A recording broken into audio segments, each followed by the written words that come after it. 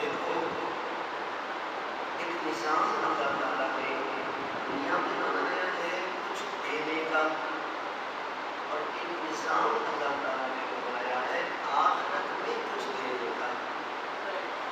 آخرت میں کچھ دینے کا نام ہے ثواب، اور یہاں پر کچھ دینے کا نام ہے آپ کہہ لیجیے یا فائدہ کہہ لیجیے، گویا کہ ہم دنیا کے نظام میں بھی ہیں اور یہاں سے جانے کے بعد بھی ہم باقاعدہ ایک نظام ہے۔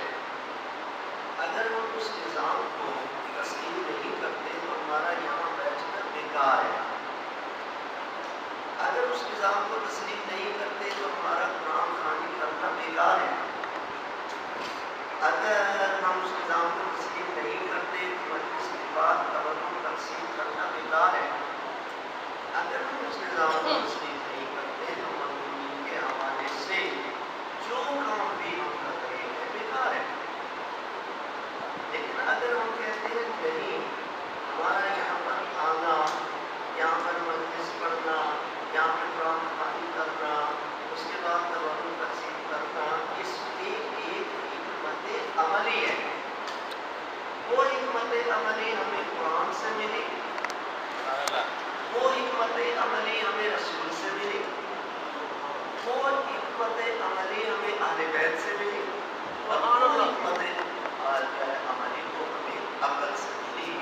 اور یہ بتایا کہ جب یہاں سے ہم چلے جاتے ہیں باقاعدہ ایک زندگی کا آغاز ہو جاتا ہے، اور یہاں سے جانے کے بعد ہمیں زیادہ ضرورت ہوتی ہے بنسبت اس دنیا میں رہتے ہیں۔ وہاں پر ہمیں زیادہ چاہیے بنسبت اس دنیا میں رہتے ہوئے، وہاں کی ہماری زیادہ ضروریات ہے بنسبت یہاں کی ضروریات ہے۔ وہاں پہ جانے کے بعد ہمیں ایسا ثواب چاہیے جو قدم قدم پر اس کے کام آتا رہے۔ تو ایک نظام ہے، اس نظام کا تعارف کرانے کے لیے دنیا کے اندر ایک مثال ہے، اس مثال کو پیش کرتے ہیں۔ جب وہ مثال سمجھ میں آ جائے گی، اور یہ ہمارا چھوٹا بچہ جو گود میں بیٹھا ہوا ہے اور اس کو بھی اگر یہ بات سمجھ میں آ جائے گی تو بڑی بات بھی اس کے کیا سمجھ میں آ جائے گی۔ کیوں کہ بچے کا گود میں بیٹھ کر کچھ سننا، اگر اس کو کچھ نہیں ملے گا تو یہ اپنے ذہن میں یہ بات لے کر جائے گا کہ میں ایسے مقام پر کیا ہوں کہ جہاں پر مجھے کچھ نہیں ملا۔ تو اس کا معنی یہ ہوگا کہ کلاس میں جا کر الف لے رہا ہے اور یہاں پر آ کر زیرو ہے، لیکن نہیں بتانا ہے اس بچے کو کہ وہاں الف سے انار ملتا ہے، یہاں الف سے اللہ ملتا ہے، وہاں بے سے بکری ملتی ہے، یہاں بے سے بسم اللہ ملتی ہے، وہاں سے ثمر ملتا ہے، یہاں سے ثواب ملتا ہے۔ قاعدہ تو یہاں بھی چل رہا ہے، لیکن یہاں ہے قاعدہ الہی، قاعدہ وہاں بھی چل رہا ہے، وہ ہے قاعدہ مخلوق۔ قاعدہ خالق اور قاعدہ مخلوق کے اندر کیا ہے؟ فرق ہے۔ جب بچہ یہ محسوس کرے گا تو انشاءاللہ یہ جوانی ہی میں نہیں، بڑھاپے تک اس صفحے عذاب کو نہیں چھوڑے گا،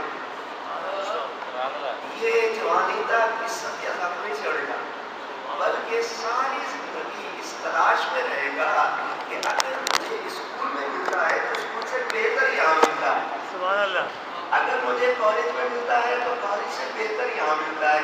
تو اب اس بچے کو سمجھانے کے لیے یہ بات کہی جا رہی ہے کہ یہ جو ہم قرآن خوانی کرتے ہیں اس کا ثواب پہنچتا ہے، یہ جو ہم مجلس کرتے ہیں اس کا ثواب پہنچتا ہے، یہ جو ہم تبرک تقسیم کرتے ہیں اس کا ثواب وہ کیسے؟ صلوات بھی دیجیے۔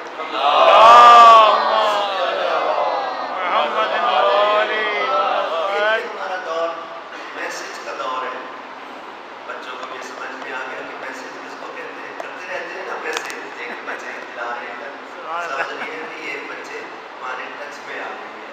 تو اب جب ٹچ میں آ گئے تو آپ تینوں آگے تشریف لے آئے، شاباش بچے آگے آ گئے۔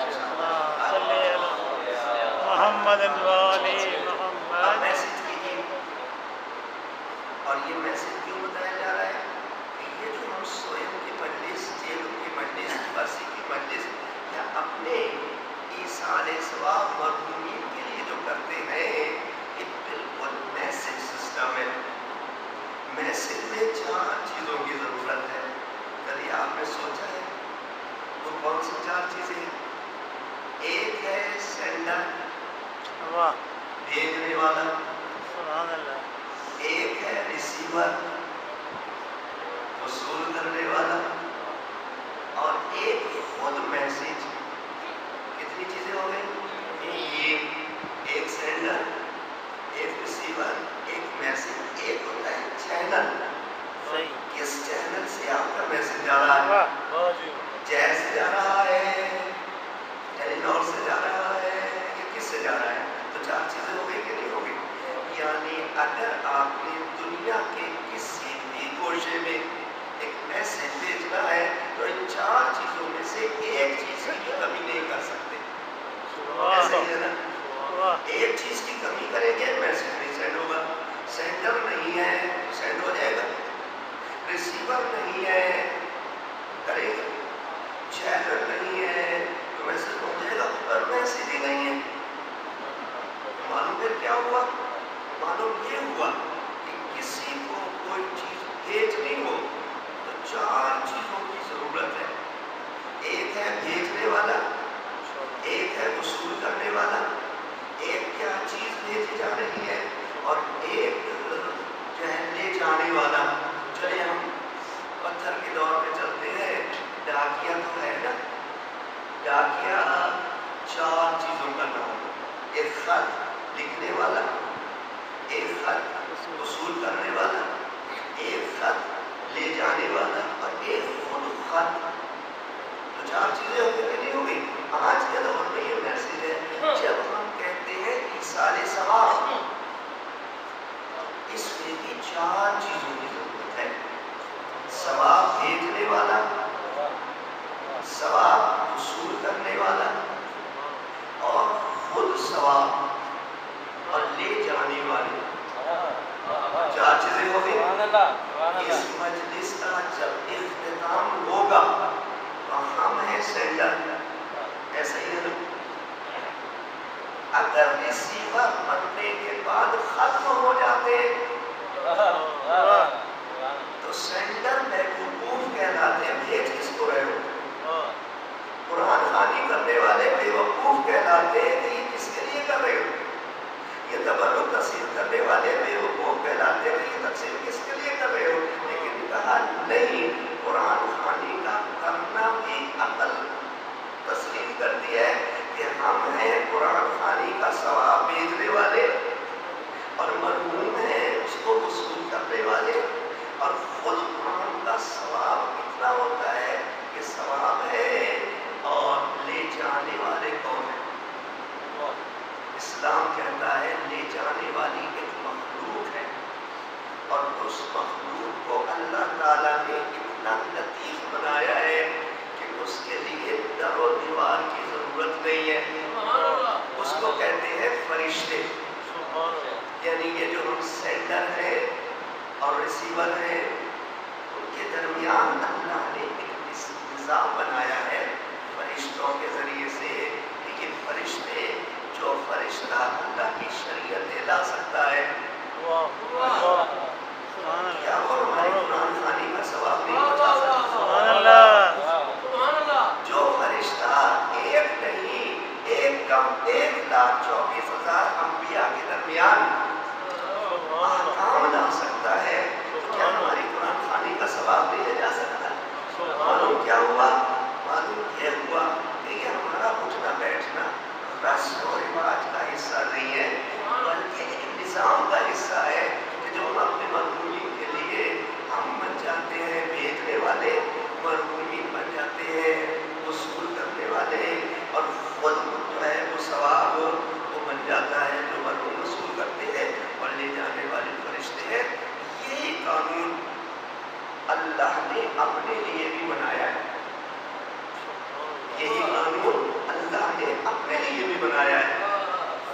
فرق یہ ہے اللہ جو اپنے لیے قانون بناتا ہے اس کا تابع ہونا محتاج نہیں ہے. ہم جو قانون بناتے ہیں اس میں ہم محتاج ہیں. بائیں ہاتھ چلو قانون بنانے والا بھی بائیں ہاتھ چلے گا. سرخ بتی پر رک جاؤ تھوڑا ہو جائے قانون بنانے والا بھی سرخ بتی پر کیا ہے رک جائے گا. انسان جو قانون بنا رہا ہے اس کے تابع خود ہو جا رہا ہے، لیکن خدا جو قانون بنا رہا ہے وہ اپنے قانون کے تابع نہیں ہو رہا. خدا قانون بنا رہا ہے میرا فیصلہ اٹل ہے کہ تمہیں موت دوں گا، یہ قانون ہے، لیکن وہ اس قانون کے کیا ہے تابع نہیں ہے. صلوات کے لیجیے محمد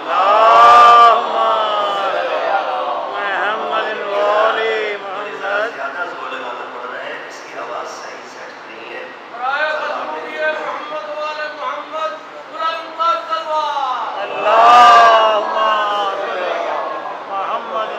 اس لیے مسئلہ بہت اچھا ہے، لیکن زور لگنا اس بات کی دلیل ہے کہ یہ ابھی ذرا نظام اس کا سیٹ نہیں ہے. صلوات میں لیجیے.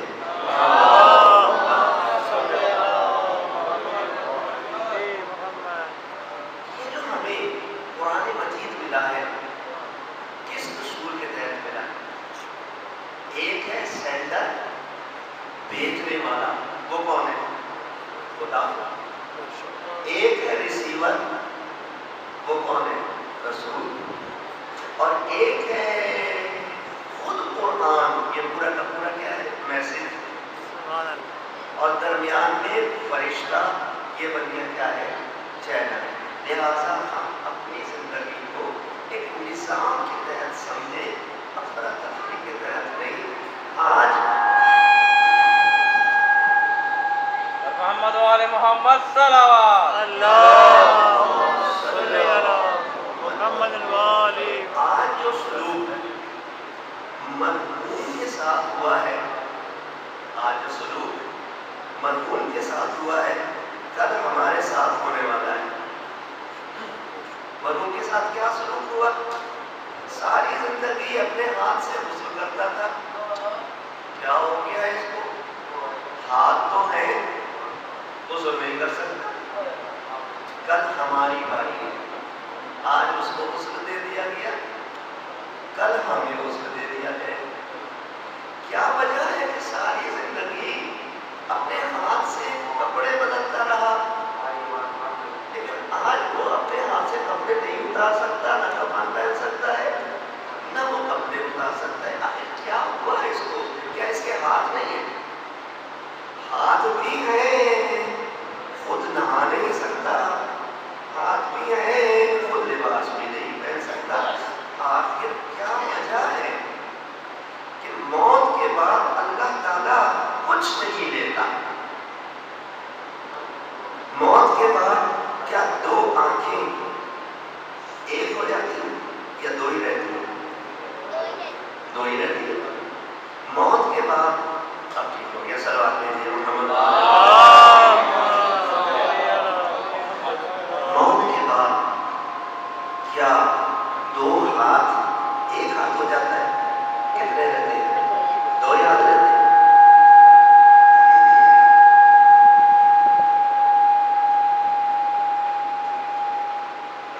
موت کے بعد دو ٹانگیں کیا ایک رہ جاتی ہے؟ نہیں. جو زندہ جنازہ اٹھا رہا ہے اور جو جنازے میں پڑا ہوا ہے اس میں کیا فرق ہے؟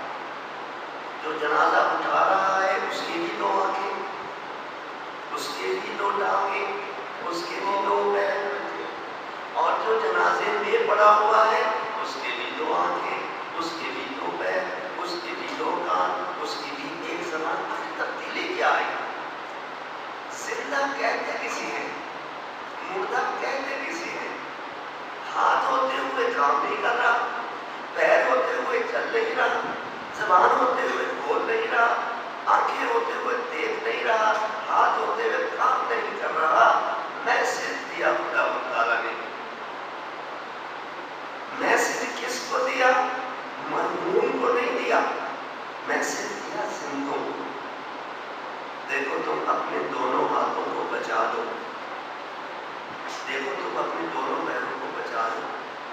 دیکھو تم اپنی دونوں آنکھوں کو بچا لو، دیکھو تم اپنی زبان کو بچا لو. کیوں؟ اس لیے کہ میں موت ضرور دوں گا. موت دینے کے بعد نہ تمہارے ہاتھ دوں گا نہ تمہارے پیر دوں گا، لیکن یہ بتا رہا ہوں میسج دے کر، سینڈر خدا، ریسیور رسول، میسج قرآن کی آیت اور چینل فرشتہ کیا کہہ رہا ہے؟ ان اللہ علی کل شیء قدیر.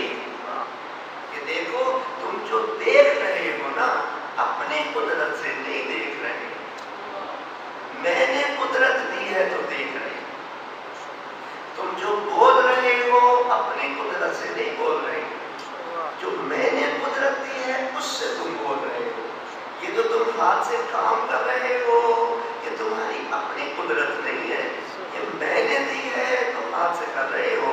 یہ جو تم ٹانگوں پہ چل رہے ہو یہ تمہاری دی ہوئی قدرت نہیں ہے، ہم دیتے ہیں.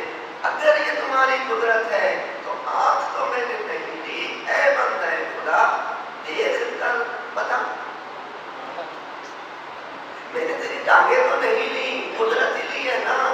چل، اگر تیری قدرت ہے تو تو چل، اگر تیری قدرت ہے تو دیکھ، اگر تیری قدرت ہے تو کام کر، تیری قدرت ہے تو بول، تیری قدرت ہے تو سن.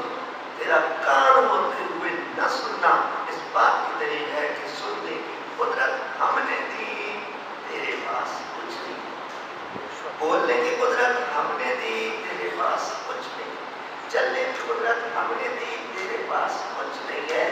جب ہماری قدرتوں کا مالک کوئی تو ہے نا، اس کو خدا کہہ لے، فارسی میں کہتے ہیں. اس کو گاڈ کہہ لے، وہ انگریزی میں کہتے ہیں. اس کو اللہ کہہ لے، اس کو عربی میں کہتے ہیں. ایسا ہی ہے نا؟ کیا گاڈ اور اللہ دو علیحدہ علیحدہ کہتے ہیں؟ نہیں. اس کو گاڈ کہتے ہیں اسی کو اللہ، اس کو اللہ کہتے ہیں اسی کو خدا. ہندی زبان میں اس کو بھگوان کہتے ہیں. یہ زبانوں کا اختلاف تو ہے لیکن ذات کا اختلاف نہیں ہے. کوئی تو ہے جو ہمیں قدرتیں دے رہا ہے، جس کی قدرت سے ہم دیکھ رہے ہیں، جس کی قدرت سے ہم چل رہے ہیں، جس کی قدرت سے ہم ہاتھ سے کام کر رہے ہیں. تو مالک کون ہوا؟ مالک تو ایک ساتھ ہے نا. تو مالک کا اصول کیا ہے؟ ہم اپنے اگر وجود کو دیکھیں نا تو ہم جو مالک ہیں، ایک تو خدا مالک حقیقی ہے، ہم بھی تو مالک بنتے ہیں. ہم کیسے مالک بنتے ہیں؟ ڈرائیور ہم نے رکھ لیا، بتائیے اس کا مالک کون ہے؟ ڈرائیور جو تنخواہ دے گا وہی مالک ہے نا. ہم نے اپنی رستے کے اندر مزدور رکھ لی، بتائیے مالک کون؟ مالک جو اپنے گھر میں نوکر بنتا ہے اس کا اصول کیا ہے؟ وہ اصول اگر ہمیں سمجھ میں آ جائے تو یہ فطرت کا اصول ہے، وہی خدا کا اصول. خدا نے ہم سے اصول نہیں لیا، ہم نے خدا سے اصول لیا. چلیے ایک ڈرائیور رکھ لیتے ہیں، ماشاءاللہ گاڑی سبھی بچے جانتے ہیں. ڈرائیور ہم نے رکھ لیا. یہ بتائیے ڈرائیور کو ہم نے کہا بائیں ہو جاؤ تو ہمیں کتنا اچھا لگتا ہے کہ وہ ہمارے کہنے سے بائیں ہو جاتا ہے. یہ ہمارا فرما بردار ہوا. ہم اس کو کہتے ہیں دائیں ہو جاؤ، وہ ڈرائیور کیا ہو جاتا ہے؟ دائیں ہو جاتا ہے. کتنا اچھا لگتا ہے کہ ہمارا فرما ہمیں کہا رک جاؤ تو رک گیا. کتنا فرما بردار ہوتا ہے. ہم نے کہا چلو، چل رہا ہے. تو یہ ڈرائیور جس کی ہم خالق نہیں ہیں، ہم ہیں مالک.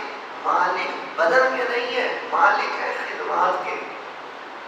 بدن کا خالق تو خدا ہے لیکن اس کی خدمات ہم نے خریدی ہے تنخواہ کے ذریعے. اب ہم چاہتے ہیں دائیں کہیں تو دائیں ہو جائیں، بائیں کہیں تو بائیں ہو جائیں. کہا رک جاؤ تو وہ رک جائے، کہا چلو تو چل پڑے. محفل میں بیٹھے ہیں تو اس کی تعریف ہو رہی ہے، بہت اچھا ڈرائیور ملا. برادری میں بیٹھے ہوئے ہیں تو اس کی تعریف ہو رہی ہے، بڑا فرما بردار ہے۔ لیکن اگر ہم کہیں ڈرائیور کو بائیں مڑو اور وہ دائیں مڑ رہا ہو، برداشت ہے؟ مالک بن کے جواب دینا، رٹے والا جواب نہ دینا۔ رٹے والا کون سا جواب ہوتا ہے؟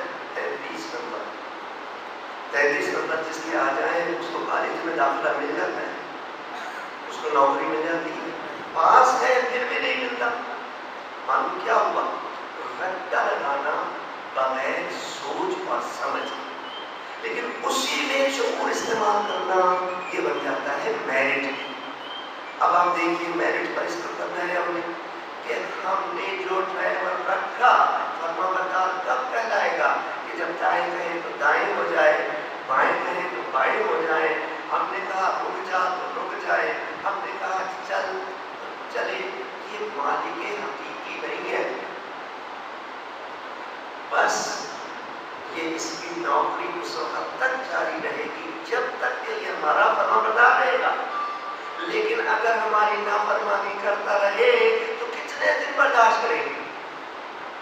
اگر بہت ہی زیادہ متقی اور پرہیزگار ہوئے اور اللہ والے ہوئے اور رحم کرنے والے ہوئے تو 5 دن گزار لیں گے، ہفتہ گزار لیں گے۔ بہت زیادہ عقل مند ہوئے تو 1 مہینہ گزار لیں گے۔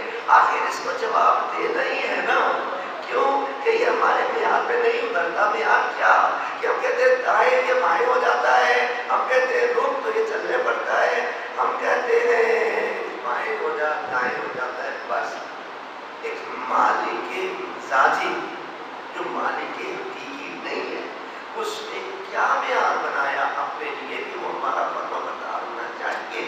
تو جس کے لیے ہم دن میں 10 مرتبہ دعا کرتے ہیں، مالک یوم الدین، اللہ مالک حقیقی ہے۔ اب یہ بات ہمارے بالکل سمجھ میں نہیں آئی، یہ بات ہمارے عقلوں سے اوپر چلی جائے گی، خصوصاً گرمیوں میں جب آج کے موسم میں یہ بات پھر سمجھ میں نہیں آئے گی۔ کیوں؟ اس لیے کہ ڈرائیور کی بات تو بڑی آسانی سے سمجھ میں آ گئی، لیکن خدا ہمیں کہتا ہے دائیں چلو، ہم بائیں چل رہے ہیں، ہم مالک حقیقی کے نافرمان ہوئے۔ خدا ہمیں کہہ رہا ہے کہ دائیں چلو، ہم بائیں چل رہے ہیں، وہ کہتا ہے بائیں چلو، ہم بائیں چل رہے ہیں، وہ کہتا ہے رک جاؤ، ہم چل رہے ہیں، وہ کہتا ہے چلو، ہم رک رہے ہیں۔ یہ بتائیے نافرمانی ثابت ہوگی کہ نہیں؟ ایک ڈرائیور کی نافرمانی ثابت ہو تو ہم نکال دیتے ہیں، لیکن مالک حقیقی کہتا ہے نہیں، تم عبد ہو، میں معبود،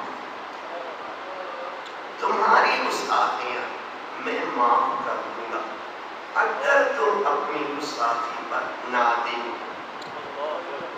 اگر تم سے کہا دائیں چلو اور تم بائیں چلنے لگے اور پشیمان ہو کہ میں غلطی کر رہا ہوں، جاؤ میں نے معاف کیا۔ اگر میں نے تم سے کہا رک جاؤ اور چل پڑے اور پشیمان ہو، جاؤ میں نے معاف کیا۔ ندامت کے بعد میں نے معاف کیا، یہ ہے خالق حقیقی۔ ہم صبح سے لے کر شام تک خدا کی نافرمانی اتنی کرتے ہیں کہ جس کا حد نہیں۔ خدا کہتا ہے حی علی الصلاۃ، حی علی الصلاۃ، نماز کے لیے آؤ، نماز کے لیے آؤ۔ اب جو نہیں آ رہے یہ بتائیے کہ وہ فرما بردار ہے یا نہ فرما بردار؟ خدا کہہ رہا ہے کہ موسم سے نہ گھبرانا، میرے لیے بھوکے پیاسے رہنا، رمضان آ رہا ہے روزے رکھنا، اب روزے نہیں رکھنا، جو روزے نہیں رکھ رہا وہ فرما بردار ہے یا نہ فرما؟ خدا کہتے ہیں میں نے تمہیں مال دیا، زکوٰۃ دے دو۔ زکوٰۃ ہم نے نہیں دینا، بتائیے جو زکوٰۃ نہیں دے رہے وہ فرما بردار ہے یا نہ فرما؟ خدا نے کہا ہم نے تمہیں مال دیا ہے، خمس دے دو، جو خمس نہیں دے رہے وہ فرما بردار ہے یا نہ فرما؟ ہم اپنا جائزہ خود لے لیں کہ کہاں کہاں ہماری فرما برداری ہو رہی ہے اور کہاں کہاں ہماری نافرمانی ہو رہی ہے۔ پر برا نہ ماننا، برا نہ ماننا، برا نہ ماننا، 3 مرتبہ اس لیے کہا ہے تاکہ خدا کا رسول یہ کہہ رہا ہے کہ تم اپنے چہروں کو میرے رسول جیسا بناؤ، اپنے چہروں کو رسول جیسا بناؤ۔ ہم بنا رہے ہیں، یقینی بات ہے، جو بنا رہے ہیں وہ تو بنا رہے ہیں نا، وہ تو فرما بردار کہلا رہے ہیں، اور جو نہیں بنا رہے وہ فرما بردار نہیں کہلا رہے۔ اس سے زیادہ توہین رسول اور کیا ہو سکتا ہے؟ نعوذ باللہ ہم صرف گالی دے کر توہین سمجھتے ہیں؟ نہیں، رسول کی سیرت سے ہٹ کر اگر ہم زندگی گزار رہے ہیں تو یہ رسول کی کیا ہے؟ توہین ہے۔ ہم اپنے چہروں کو اس طرح بنائیں جس طرح خدا چاہتا ہے، ہم اس طرح بنائیں جس طرح رسول چاہتے ہیں، اس طرح سے بنائیں جس طرح شریعت بنا رہی ہے، اور ہم نہیں بنا رہے تو اس کا مطلب کیا کہ نافرمانی تو ہو رہی ہے کہ نہیں ہو رہی ہے؟ جب نافرمانی ہو رہی ہے تو ہم ایک خیبر کو برداشت نہیں کر سکتے، لیکن خالق حقیقی کہہ رہا ہے نہیں۔ شرمندہ اگر ہو تو یقیناً ایک دن ایسا آئے گا کہ تم اپنے کیا ہے راہ راست پر گئے ہو جاؤ گے، لیکن کم از کم توبہ کی طرف تو آؤ نا، کم از کم ندامت کی طرف تو آؤ نا، کم از کم گناہوں کی مغفرت کی طرف تو آؤ نا۔ اب اگر گناہ کی مغفرت کی طرف ہم نے نہیں آنا تو اس عمل کو جو ہے، اب دیکھیے ہماری خواتین صلوات بھیجیے محمد مجالس کا جو مقصد ہوتا ہے وہ انسان کو گمراہی سے نکال کر ہدایت کی طرف کرنا۔ ان مجالس کا مقصد کیا ہوتا ہے؟ انسان کو تاریکی سے نکال کر روشنی کی طرف کرنا۔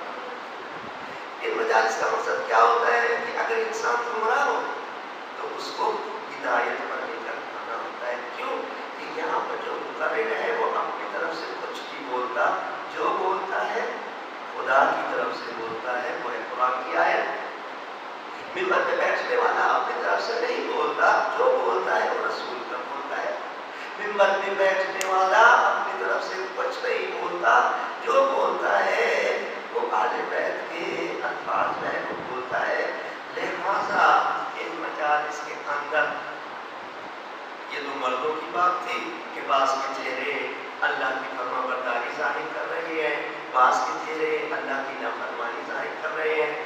جب ہم گھروں کے اندر خواتین کو دیکھتے ہیں، خدا کہتا ہے حجاب کرو، رسول کہتے ہیں حجاب کرو، اہل بیت کہتے ہیں حجاب کرو۔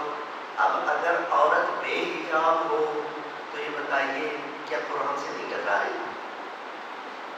اگر عورت بے حجاب ہو تو کیا وہ رسول کی سیرت سے نہیں ٹکرا رہی؟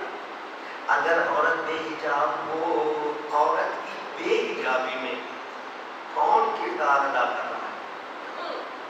عورت کی بے حجابی میں کردار مرد ادا کر رہے ہیں۔ جو بیٹی اللہ نے عطا کی ہوتی ہے، یہ بالکل رسالت پاک حضرت محمد مصطفیٰ صلی اللہ علیہ وسلم کے مطابق یہ بیج ہے، بیٹی ایک بیج ہے۔ فرمایا کہ اس بیج کو وقت پر سیراب کرو، اس بیج کو وقت پر سیراب کرو، یعنی سے اس کو اس طرح سے عادت ڈالو کہ جس سے بے حجابی سامنے نہ آئے بلکہ کیا ہے حجاب سامنے آ جائے۔ اب اگر کوئی عورت بے حجاب ہوتی ہے تو وہ خدا سے بھی جنگ کرتی ہے،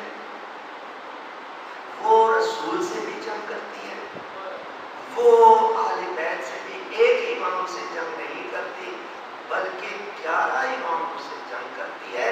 اور جو 12واں امام آنے والا ہے وہ کیا کہے گا؟ یہی کہے گا نا حجاب کرو۔ تو اگر اس وقت نہ مانا، جب اب نہیں مان رہے تو پھر اس وقت ماننے والی تو بات ہی ختم ہو گئی نا۔ لہٰذا ہماری زندگی خدا نہ کرے قرآن سے نہ ٹکرا جائے۔ ان درسوں کے اندر یہی میسج ملتا ہے۔ خدا نہ کرے ہمارے چہرے قرآن سے نہ ٹکرا جائے۔ جب قرآن سے ٹکرا جائیں گے تو ان کے وہ اثرات جو چہروں میں اللہ تعالیٰ نے رکھے ہیں، جو حجاب میں اللہ تعالیٰ نے رکھے ہیں. بہرحال اللہ تعالیٰ بڑا رحمان ہے اور رحیم ہے، غفور رحیم ہے. کہتا ہے توبوا الی اللہ توبۃ نصوحا، اگر تم ایک زندگی کو بے حجابی میں گزار چکی ہو، لا تقنطوا من رحمت اللہ، اللہ کی رحمت سے مایوس نہ ہو. اگر تم ایک زندگی ایک عرصہ تک تم اپنے چہرے پر یہ حرام کھیل کرتے رہے ہو کیونکہ داڑھی کا موننا حرام ہے، لا تقنطوا من رحمت اللہ، اللہ کی رحمت سے کیا ہے مایوس نہ ہو. بس اللہ تعالیٰ تواب ہے. تواب توبہ کس کو کہتے ہیں؟ گناہ سے پلٹنے کو کہتے ہیں توبہ. اور جو گناہ سے پلٹ رہا ہے اس کو کہتے ہیں تائب. توبہ کرنے والا جو گناہ سے پلٹے اس کو کہتے ہیں تائب. اللہ تعالیٰ ہے تواب، پلٹنے والا. کیسا تواب ہے کہ جب انسان گناہ کرتا ہے نا تو اس کے پیچھے پیچھے عذاب بھی چل رہا ہوتا ہے. جب کوئی گناہ کر رہا ہوتا ہے تو پیچھے پیچھے عذاب بھی چل رہا ہوتا ہے. بس ایک شخص گناہ کے لیے نکلا، ابھی گناہ کیا نہیں، ایک دم اس کے ذہن میں آیا کہ نہیں ایک استاد کی خلاف ورزی نہیں کر سکتے تو میں ایک کائنات کا جو عظیم شخصیت ہے کیوں خلاف ورزی کرے. بیک ہو گیا. اس گناہ کرنے سے پہلے یہ بیک ہو گیا. یہ گناہ سے بیک ہونا یہ ہے توبہ. جو اس کے پیچھے پیچھے عذاب چل رہا تھا، خدا تعالیٰ کے ساتھ کہتی ہے میرے بندے اگر تو پیچھے آیا ہے ایک قدم تو میں اپنے عذاب کو اٹھاتا ہوں 10 قدم پہلے. تو عذاب کو وہ اٹھاتا ہے، عذاب سے پیچھے آتا ہے تو تواب کہلاتا ہے. لا تقنطوا من رحمت اللہ، اللہ کی رحمت سے مایوس نہ ہو. آج ہم نے ان کو غسل دے دیا، کل ہماری باری ہے. آج ہم نے دفن کر دیا، آج ان کی باری تھی، کل ہماری باری ہے. ذرا غور و فکر کر لیں. یہ جب ہم قبرستان کے اندر گئے تھے تو ہم نے بس اختتام کو پہنچ رہا ہوں، صرف 15 منٹ باقی ہے. سلوات دے دیجیے.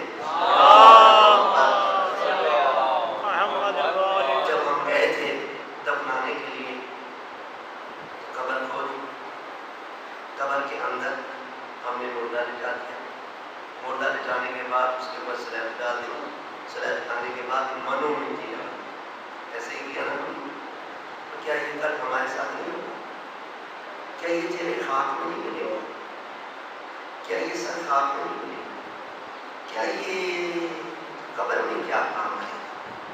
کیا قبر روشنیوں کا نام ہے یا قبر تاریکیوں کا نام ہے؟ قبر تاریکیوں کا نام ہے. اس پہ روشنی پیدا کریں. دیکھیے جب رات ہو جاتی ہے، سورج غروب ہو جاتا ہے تو کیا ہم فکر مند ہو جاتے ہیں سورج کے غروب ہونے سے؟ یا نہیں، کوئی فکر مند نہیں. کیوں کہ انسان نے ایک نور خلق کر لیا ہے. نور کیسے خلق ہو گیا؟ پہلے شمع بنائی، پھر چراغ بنایا، پھر بلب بنا دیے، پھر ٹیوب بنا دیے. اب رات کی تاریکی ہے، رات کے 12 بجے گاڑی میں جا رہے ہیں، ہے یا نہیں؟ کیسے جا رہے ہیں؟ آگے آگے نور ہے، آگے آگے روشنی ہے اور ہم گاڑی میں بیٹھے ہوئے تاریکی کے اندر کیا ہے جا رہے ہیں. ایسا ہے ہی نہیں. موٹر سائیکل پہ آگے روشنی ہے اور ہم جا رہے ہیں. ہم تاریکی میں اپنے وجود کو بھی حفاظت دیتے ہیں. ہم تاریکی میں اپنے وجود کو روشنی میں دیکھتے ہیں. قبر تو ہے ہی تاریکی کا نام.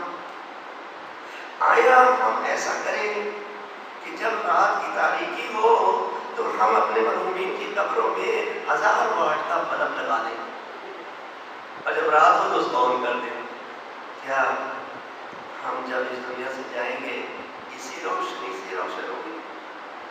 پھر وہ کون سی روشنی ہے جس سے قبر روشن؟ یہ روشنی جو قبر کو جو ہے روشن کرے گی، یہیں سے ہم نے لے کر جانی ہے، وہ ہے نیکیوں کی روشنی. اور روشنی بھی مختلف ہے. دیکھیے ایک بلب ہم خریدتے ہیں 40 واٹ کا، اس میں بھی روشنی ہوتی ہے کہ نہیں؟ ایک بلب خریدتے ہیں 100 واٹ کا، اس میں بھی روشنی ہوتی ہے. ایک بلب خریدتے ہیں ہم 1000 واٹ کا، روشنی ہوتی ہے، یہ نہیں ہوتی. ان سب کو اکٹھا جلا دیں کتنی روشنی ہو جائے. نیکیوں کا بھی یہی حال ہے. ادھر سے ہم نے صدقہ دیا، اللہ نے اس کو روشن نور کی طرح محفوظ کر دیا. ادھر سے نیکیاں کرتے جا رہے ہیں، اللہ تعالیٰ اس نور کو محفوظ کرتا جا رہا ہے. قبر میں بعد میں جائیں گے، ہماری نیکیوں کا نور پہلے پہنچے گا، اور وہ قبریں اتنی روشن ہوں گی کہ خود روشنی سے سوال ہوگا کہ تم اتنی روشن کیوں ہو. کہا یہ ہماری کوئی تعریف نہیں ہے، یہ تمہاری یہ نیکیاں ہیں جو خدا تعالیٰ نے یہ محفوظ کر کے جب تم قبر سے باہر آؤ گے تب بھی نیکیاں تمہارے ساتھ چلیں گی. جب قیامت کی منزلوں میں جاؤ گے تب بھی یہ نیکیاں تمہارے ساتھ چلیں گی. جب تم آخرت کی منزلوں میں جاؤ گے تو یہ کیا ہے، تاریخی جو ہے وہ تاریخی میں جو تم چلتے جاؤ گے. لہٰذا ہم نیکیوں کو اکٹھا کریں. دنیا کی زندگی خوشحال اس وقت تک نہیں ہو سکتی جب تک کہ اس کے پاس زیادہ سے زیادہ سرمایہ نہ ہو، اور آخرت کی بھی منزلیں خوشحال اس وقت تک نہیں ہو سکتی جب تک کہ اس کے پاس آخرت کا سرمایہ نہ ہو. آخرت کا سرمایہ کیا ہے؟ وہ یہیں سے ہم نے اپنانا ہے. دیکھیے ہم کسی صحت مند کے ساتھ ایک نیکی کرتے ہیں، صحت مند کے ساتھ چل بھی سکتا ہے، آپ سے کام بھی کر سکتا ہے، ہم اس کو چھڑکے نہیں، تو کھٹا کھٹا ہے کام میں، یہ قرآن کے خلاف ہو جائے گا. اما السائلہ فلا تنہر. گھوڑے پہ بیٹھ کر اگر کوئی یوں بات کر رہا ہے تو گھوڑے کو نہ دے تو اس کے ہاتھ کو دے. ہاتھ سوال، سائل کے ہاتھ میں کچھ رکھنا ہے رکھ دو، نہیں رکھنا اسے کوئی زبردستی تو نہیں کرنا ہے. لہٰذا اما السائلہ فلا تنہر.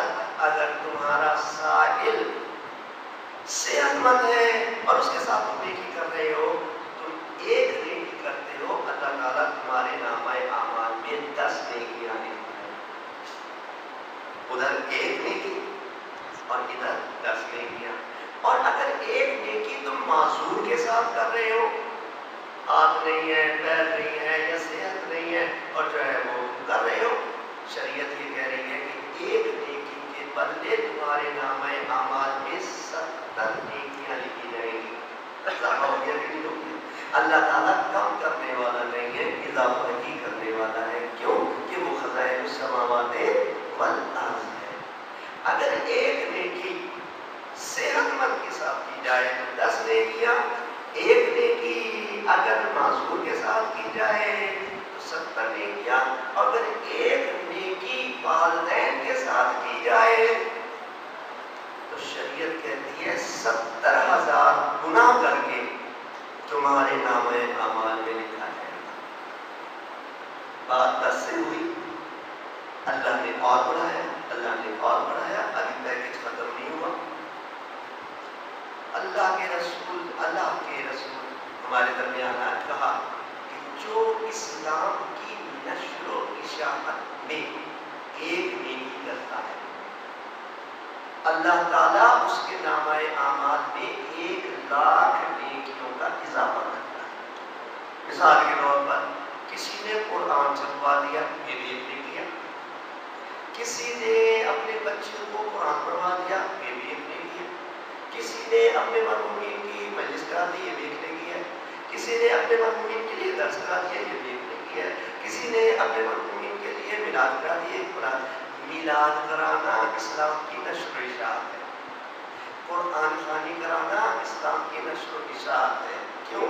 اس لیے کہ جب ہم مجلس کراتے ہیں تو اس میں کیا ہوتا ہے؟ اللہ کا ذکر، رسول کا ذکر، آل بیت کا ذکر، اصحاب کا ذکر. جب ہم کوئی نیکی اسلام کی نشر و اشاعت میں کرتے ہیں تو اللہ کی تعالیٰ کی ذات 1,00,000 گنا جو ہے وہ کر دیتی ہے. بس آپ نے بہت زحمت کی، لیکن بہرحال اسی ممبر سے ہمیں وہ چیزیں ملتی ہیں. یہ ممبر ہمارا بنایا ہوا نہیں ہے،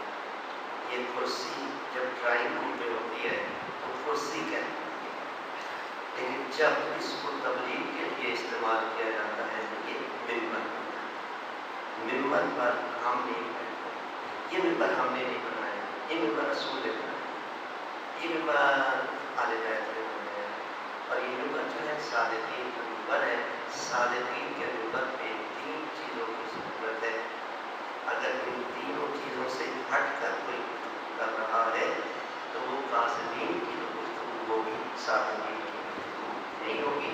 اس میں پہلا کیا؟ قول اللہ، اللہ تعالیٰ فرماتا ہے، قال رسول، رسول فرماتا ہے، قال الامام، امام۔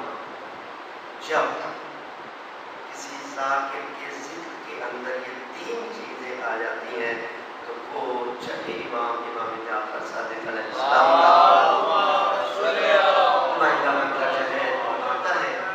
لہٰذا نیکیاں زیادہ سے زیادہ نیکیاں لے جانے کی کوشش کریں۔ ماہ رمضان آ رہا ہے، روزہ رکھنے کی توفیق طلب کریں۔ یقیناً خدا تعالیٰ کے ساتھ ہمیں جو ہے وقت کی گنجائش نہیں رہی۔ بہرحال روزہ جو ہے تو واجب ہے۔ جو بچہ 15 سال کا ہو گیا اس پہ روزہ واجب ہے، اور جو 15 سال سے کم ہے اس پہ روزہ واجب نہیں ہے۔ جو مسافر ہیں ان پہ روزہ واجب نہیں ہے۔ جو بیمار ہیں ان پہ روزہ واجب نہیں ہے۔ جو ماں اپنے بچے کو دودھ پلا رہی ہے اس پر کیا ہے؟ روزہ واجب نہیں ہے۔ جو عورت نماز نہیں پڑھ رہی اس پر روزہ واجب نہیں ہے۔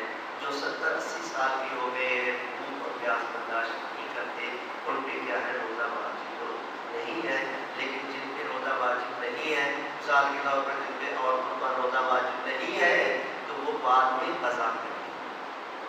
اور جو بزرگ حضرات ہیں بات برداشت نہیں کر سکتے، بھوک پیاس برداشت نہیں کر سکتے، ان پر قضا واجب نہیں ہے۔ بعد میں کیا ہے؟ ایک روزے کا کفارہ 50 روپے تقریباً بنتا ہے، وہ ایک روزے کے بدلے جو ہے وہ کفارہ دے دیں گے 30 دن کے اندر۔ 30 دن یہ رضا یہ بنتا ہے کفارہ جو ہے۔ اور جس کی بیماری پیاس کی بیماری ہے کہ وہ ہر گھنٹے کے بعد پانی پیتا ہے اور ہر گھنٹے کے بعد پانی جو ہے پینا اس کا جو ہے فرق بن جاتا ہے، لہٰذا اس پر بھی کیا ہے؟ روزہ واجب نہیں ہے۔ جو مسافر ہے سفر میں روزہ واجب نہیں ہے، لیکن جب سفر اس کا ختم ہو جائے گا تو رمضان کے بعد جتنے روزے چھوڑے ہیں اس کو کیا ہے؟ روزہ واجب نہیں ہو جائے گا۔ بہرحال دعا ہی ہے کہ اللہ تعالیٰ ہمیں توفیق دے۔ اور ایک جنگ لڑی گئی، وہ جنگ جو ہے وہ ماہ رمضان میں لڑی۔ ماہ رمضان کا معنی کیا؟ رہ کر لڑنا، اسلام کو بچانا، پیاسے رہ کر اسلام کو بچانا۔ ہم کوئی جنگ کی حالت میں تو نہیں ہے نا، ہم تو ایئر کنڈیشنر میں بیٹھے ہوئے ہیں، ہم تو بہرحال کوئی آتی ایک جنگ لڑی گئی رمضان میں، لیکن جنہوں نے رمضان میں جنگ لڑی ان کو یہ تو امید تھی نا، جیسے ہی سورج ڈھلنے لگا ان کی امیدیں باور ہونے لگی کہ جیسے جیسے سورج ڈھلتا ہے اب روزے کے افطار کا وقت آ جائے۔ ایسا ہی ہے، لیکن مسلمانوں کی ایک جنگ ایسی ہے کہ جو ایک دن پیاسا نہیں بلکہ 3 دن کی بھوک بھی ہے اور پیاس بھی ہے۔ اس بھوک اور پیاس کے ساتھ کربلا کے اندر جو ہے وہ جنگ لڑی گئی ہے۔ عزادار حسین، جہاں نیکیوں کے اندر صدقہ اور خیرات ہوتے ہیں، جہاں نیکیوں کے اندر خمس و زکوٰۃ ہوتا ہے، جہاں نیکیوں کے اندر نمازیں ہوتی ہیں، روزے ہوتے ہیں، قرآن خوانی ہوتی ہے، وہاں پر نیکیوں کے اندر کربلا کے غم میں آنسو جو بہائے جاتے ہیں وہ بھی ایک نیکی کا حصہ ہے۔ بس سوال کروں گا آنسو بہانے کے لیے یقیناً تیار ہے، لیکن ایک اصول تو ہے نا، اصول تو وہ کیا ہے کہ اگر کسی کا کوئی مر جاتا ہے تو کوئی نہ کوئی غصہ لینے والا تو ہوتا ہے نا۔ اگر ماں مر جائے تو بیٹی غصہ لیتی ہے، اور اگر بیٹی مر جائے تو ماں غصہ لیتی ہے۔ بہن اگر مر جائے تو بھائی غصہ لیتا ہے، اور بھائی اگر مر جائے تو بہن غصہ لیتی ہے۔ کوئی نہ کوئی تو غصہ لینے والا ہے نا۔ لیکن ان مجلسوں کے اندر جو ہم ہوتے ہیں، بتائیے کون ہے ان کا پرسہ لینے والا؟ علی اصغر کے مسائل پڑھے تو رو رہے ہیں، علی اکبر کے مسائل پڑھے تو رو رہے ہیں، عباس کے مسائل پڑھے تو رو رہے ہیں، امام حسین کے مسائل پڑھے تو رو رہے ہیں۔ ہم ان مسائل کے پرسہ لینے والا کون ہے؟ حضرت علی حسین، عجیب بات لگتی ہے جب کوئی ماں یہ کہتی ہے کہ جس کا شیر بچہ اس دنیا سے رخصت ہو جائے کہ علی اصغر کے مسائل پڑھنا، اور جس کا جوان رخصت ہو جائے وہ یہ کہتے ہیں کہ علی اکبر کے مسائل پڑھنا، اور جس کا بھائی رخصت ہو جائے وہ کہتے ہیں امام کے مسائل میں پڑھنا۔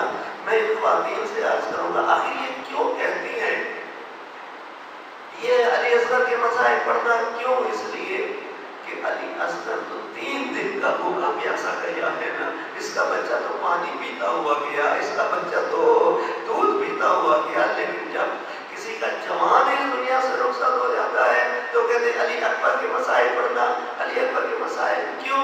اس لیے کہ ہمارے جوان جاتے ہیں ان کا سینہ تو چھل نہیں ہوتا، لیکن علی اکبر جب اس دنیا سے جا رہے ہیں تو جب امام اپنے بیٹے کا لاشا اٹھانے کے لیے جاتے ہیں تو کہتے ہیں رزق بالقضاء وتسلیما لامر، جوان موت خدا کسی کو نہ دکھائے، لیکن کون سا علی اکبر جو سینے پہ پڑا تھا، جب قریب جا کر جاتے ہیں تو پیر سینے پہ رکھ کر اور نیزے کو ہاتھ میں تھما کر کہتے ہیں انا للہ و انا الیہ راجعون۔ یہ قرآن کی آیت ایک لفظ کا اضافہ کر رہے ہیں، رزق بالقضاء وتسلیما لامر، خدایا انا للہ، یہ علی اکبر تیری طرف سے آیا تھا، خدایا وانا الیہ راجعون، یہ تیری ہی طرف جا رہا ہے، رزق بالقضاء وتسلیما لامر، خدایا تو نے جو حکم دیا ہے میں اس کو تسلیم کرتا ہوں، میں اس کو تسلیم کرتا ہوں۔ خدایا تجھے واسطہ محمد و آل محمد کا ہماری اس مجلس سے ادا کر نگاہ کا ہمیں قبول فرما، خدایا تجھے واسطہ محمد و آل محمد کا حاضرین کی توفیقات میں اضافہ فرما، خدایا تجھے واسطہ محمد و آل محمد کا حاضرین کے رزق میں برکت عطا فرما، خدایا تجھے واسطہ محمد و آل محمد کا اس رزق کے مطابق تو جو کچھ پڑھا گیا ہے ان سب کا ثواب مرحوم کو عطا فرما، خدایا جو کچھ پڑھا گیا ہے اس کا ثواب سید محمد علی شاہ ابن سید احمد حسین کو عطا فرما، خدایا اس کا ثواب پڑھنے والوں کے مرحومین کو عطا فرما، خدایا تجھے واسطہ محمد و آل محمد کے یہ حضرات جہاں جہاں سے تشریف لائے ہیں خیر و عافیت کے ساتھ اپنی اپنی منزلوں میں جانے کی توفیق عطا فرما، راستے کے حوادثات سے محفوظ فرما،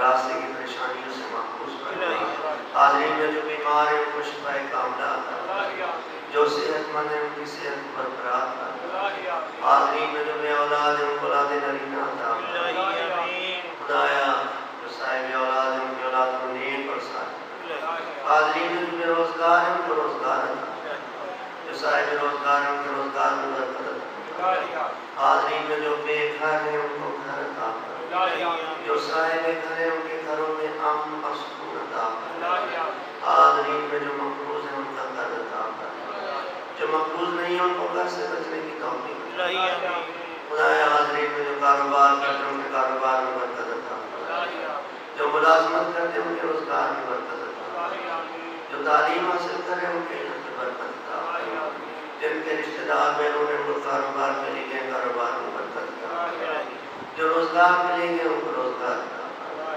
جو تعلیم کے لیے ان کے علم میں برکت عطا فرما، غائب میں جو قیدی ہیں ان کو رہائی عطا فرما، غائب میں جو شہید ہو رہے ہیں ان کے درجات کو بلند فرما، تمام مومنات مسلمین مسلمات عزیز و قارئ دوست تمام کے رشتہ دار استاد شاگرد اس دنیا سے جا چکے ہیں، بالخصوص حاضرین کے مرحومین اور بالاخص جن کے لیے مجلس کرائی گئی ہے ان کے لیے اور ان کے مرحومین